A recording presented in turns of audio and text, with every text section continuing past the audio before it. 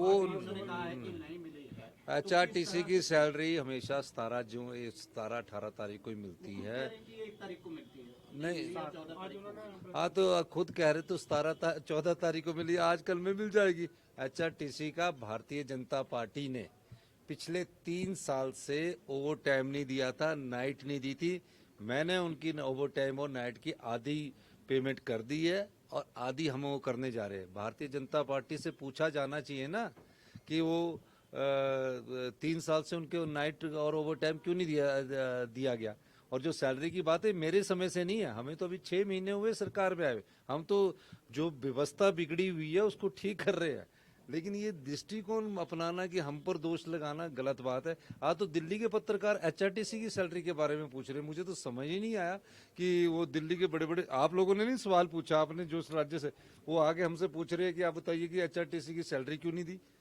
तो ये चीजें कहना गलत बात है। हिमाचल राज्य अपने पैरों पर खड़ा होगा। अगले 4 साल में हम अपनी अर्थव्यवस्था को पटरी पर लाएंगे और 10 साल में हिमाचल प्रदेश को हिंदुस्तान का सबसे समृद्धशाली और अमीर राज्य बनाएंगे। ये जो सैलरी है ये कारपोरेशन की है। अभी सचिवालय में खड़े किसी सरकारी कर्मचारी के पास जाके इंटरव्यू तो लीजिए कि आपको सैलरी मिल रही नहीं मिल रही।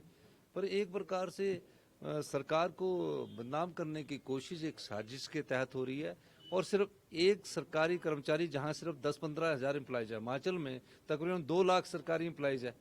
तो सरकारी कर्मचारी की जो HRTC की सैलरी वो 14-15 तारीख को ही मिलती है। बीजेपी का आरोप है, क्या लगता है आपको कौन लोग हो सकते हैं जो इस साजिश?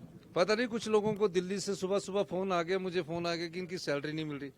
अरे प्रदेश में और कार्य हो रहे हैं और कोई ऐसी घटना घटी जैसे ये, तो काफी लोग दिल्ली से पत्रकार पूछ रहे हैं कि सैलरी नहीं मिल रही। पता नहीं किसके तहत। आज तक तो सवाल नहीं, पिछले महीने भी उनको 15 तारीख को सैलरी मिल रही, इस महीने भी 15 तारीख को सैलरी मिल रही, पिछले 10 साल से 15 तारीख से सैलरी मिल रही है। पर आज पता नहीं मुझे खुद भी नहीं समझ आया कि क्यों ऐसी बात है। उन्होंने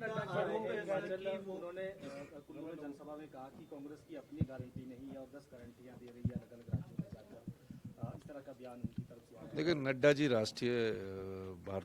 राष्ट्रीय अध्यक्ष है भारतीय जनता पार्टी के, वो उन्हें अपनी बात कहनी पड़ती है अपने राज्य में आकर। मैं उनकी बात पर ज़्यादा टिप्पणी नहीं करना चाहता, लेकिन वो जो बात कह रहे हैं वो हमारा दायित्व है कि हम उस पर और तेजी से अमल करें। तो जो गारंटी हमें याद करवा रहे हैं, हमने 3 गारंटियां पूरी कर दी है और जिस गारंटी को लेकर ज़्यादा याद करवा रहे हैं तो हमारा